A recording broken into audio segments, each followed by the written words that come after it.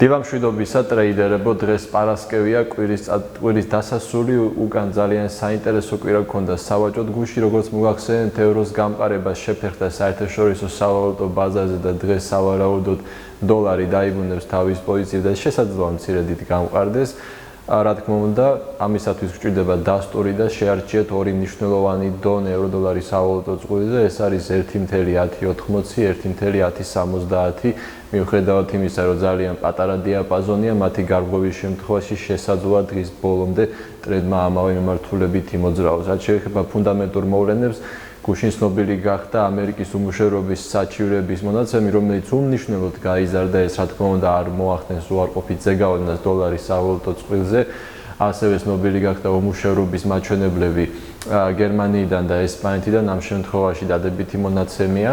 მცირედით შემცირდა უმუშევრობა ევროზონაში რაც შეეხება დღევანდელ დღეს საკმაოდ რთული და დატვირთული დღეა ფუნდამენტურად განსაკუთრებით იაპონიიდან იაპონიაში გახდება მონეტარული პოლიტიკის ცვლილება იაპონიის ცენტრალური ბანკის გადაწყვეტილება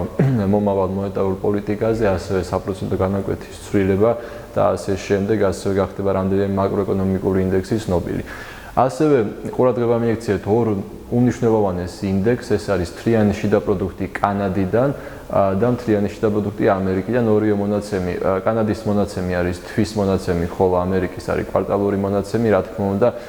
ეს ორი ინდექსი გარკვეულ ზეგავლენას მოახდენს ამ ვალუტების ფასზე საერთაშორისო სავალუტო ბაზარზე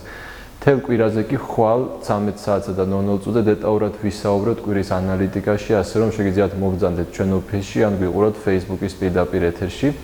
დღეისათვის სულ ეს იყო გისურვებთ ნაყოფიერ ვაჭრობას ხვალამდე